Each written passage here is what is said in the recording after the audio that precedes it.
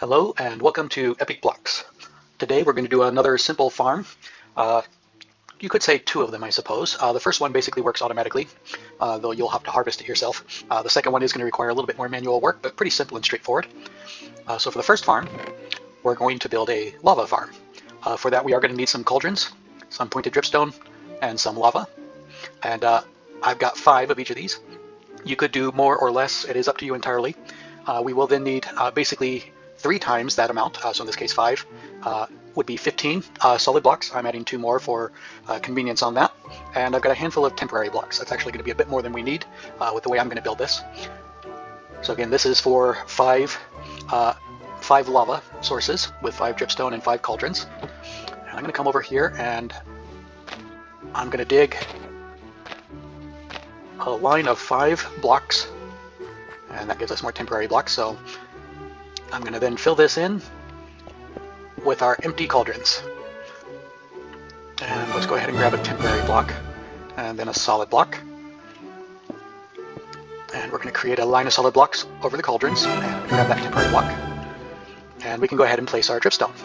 Now we want our dripstone hanging from these cobblestone, and of course even shifting we can't get to the underside.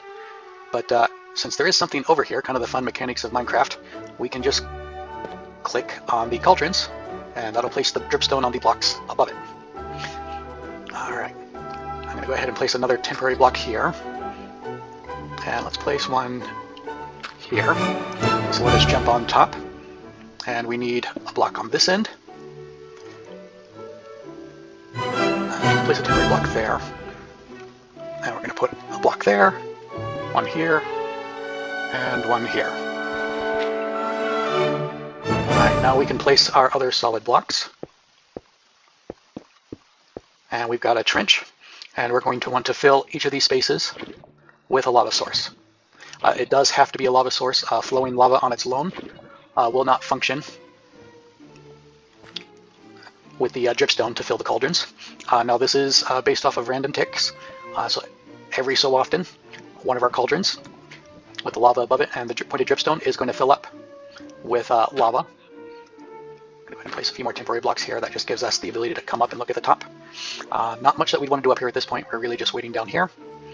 And of course we've got all these buckets, so that as these do fill up with lava, we can just right click on the cauldron while we're holding an empty bucket and fill it up with lava. Now, while we're waiting for these cauldrons to fill in, let's go ahead and move these up here out of the way, build our second farm, and this one is really simple. We're going to need 6 cobblestone, 1 stair, and I did forget one thing here. Let me jump back over into creative. There we go. We're going to need 1 bucket of water. Alright, let's go back into survival. There we go. And we will also need the diamond pickaxe. And this occasion it does need to be diamond, because this farm is for making obsidian. So all we need to do, I'm going to come, let's put it over here. I'm going to put 1 block there, 2 on each side, and 1 there. Stand on this side and place the stairs so that the top of the stairs is blocking the bottom of the stairs from the empty space. And we're going to waterlog the stairs. Now, anytime we get some lava, which hopefully we'll get some here in a moment, all we have to do is place it here. The lava will instantly turn into obsidian, and we can mine that up. The next farm I'm planning on doing for you guys is going to need a lot of obsidian. And while it's technically possible to cast the obsidian in place, it is a somewhat tedious and much more dangerous method of the farm I'm planning on doing. So I would recommend a simple setup like this. And again, we could extend this. This, of course, is 5 long. We could do 10, 15, 20.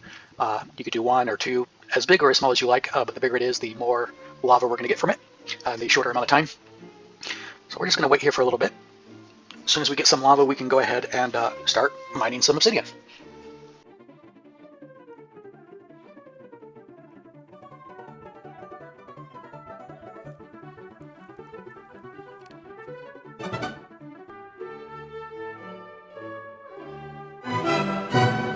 Alright, well, that took a little longer than I expected, but we finally got one of them to fill up. And I'll go ahead and take that with my bucket. And we put this in the empty spot here, and immediately it turns into obsidian.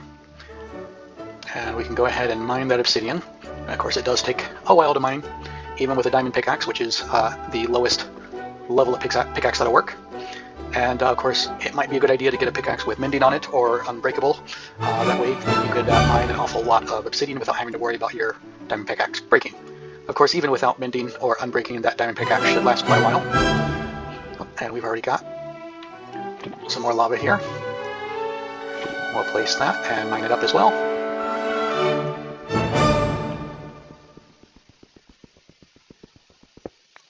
There we go.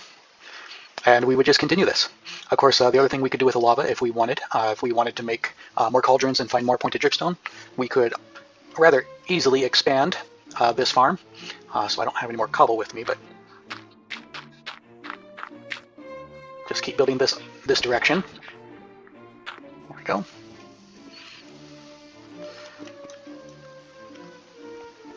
And of course, we would break this block, and we could place lava here and lava here.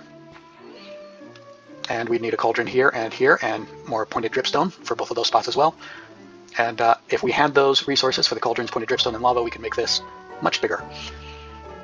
Anyway, that is this farm and a little add-on. So we now have an infinite supply of lava, although it is running a bit slow. The more you have, the quicker you'll get lava.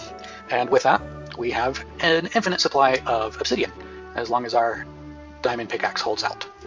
Anyway, once again, thank you for watching. This is Epic Blocks.